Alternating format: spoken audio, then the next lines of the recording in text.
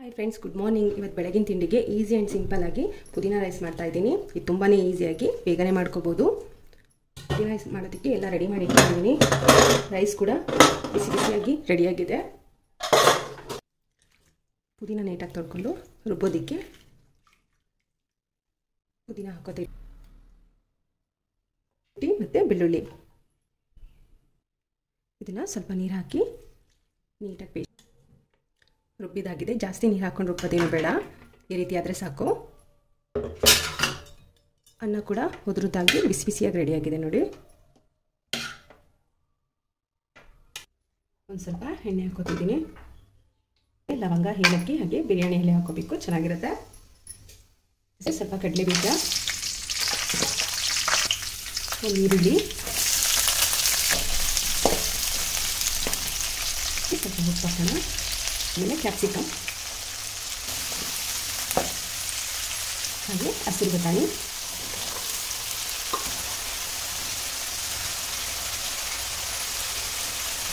Capsicum ಮತ್ತು ಬಟಾಣಿ ಎಲ್ಲ ಬೇಯೋದಕ್ಕೆ ಜಾಸ್ತಿ ಟೈಮ್ ಏನೂ ಬೇಕಾಗಲ್ಲ. ಹಸಿ ಬಟಾಣಿ ಇದ್ದರೆ ಮಾತ್ರ ಹಾಕೊಳ್ಳಿ. ಇದನ್ನು ಈರುಳ್ಳಿ ಮತ್ತು ಕ್ಯಾಪ್ಸಿಕಮ್ ಬಟಾಣಿ ಏನೂ ಇಲ್ಲದೆ ಹಾಗೆ ಕೂಡ ಒಗ್ಗರಣೆ ಮಾಡ್ಕೊತಾರೆ. ಬಟ್ ಈ ರೀತಿ ಮಾಡಿದರೆ ಚೆನ್ನಾಗಿರುತ್ತೆ, ಡಿಫ್ರೆಂಟಾಗಿ ಸ್ಪೈಸಿಯಾಗಿ ಚೆನ್ನಾಗಿರುತ್ತೆ. ಬಟಾಣಿ ಎಲ್ಲ ಸ್ವಲ್ಪ ಬೆಂದಿದೆ. ಈಗ ಪುದೀನ ಪೇಸ್ಟ್ ಹಾಕೋಬೇಕು.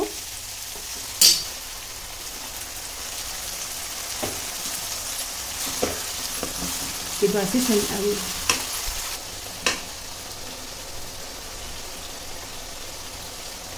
ಇದಕ್ಕೆ ನೀರೇನು ಜಾಸ್ತಿ ಹಾಕೊಳ್ಳೋದು ಬೇಡ. ಇದು ಹಸಿ ಸ್ಮೆಲ್ ಹೋಗೋ ತನಕ ಸ್ವಲ್ಪ ಒಂದು 2 ಮಿನಿಟ್ಸ್ ಫ್ರೈ ಆಗಲಿ.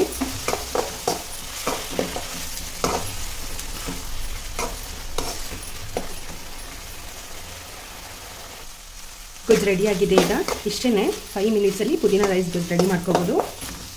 ಈಗ ರೈಸ್ ಹಾಕೋಣ.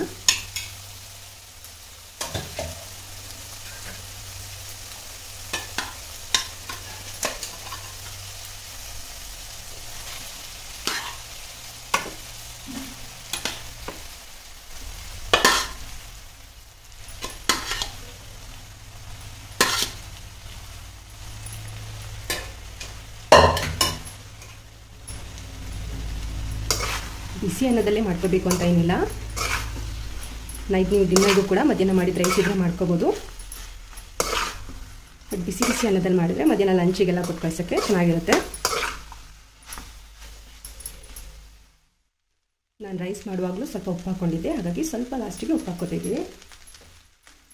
ಆಮೇಲೆ ಲಿಂಬೆಹಣ್ಣಿನ ರಸ, ನಾವಿಲ್ಲಿ ಟೊಮೊಟೊ ಏನೂ ಹಾಕಲ್ಲ, ಹಾಗಾಗಿ ಲಿಂಬೆಹಣ್ಣಿನ ರಸ ಹಾಕಬೇಕು.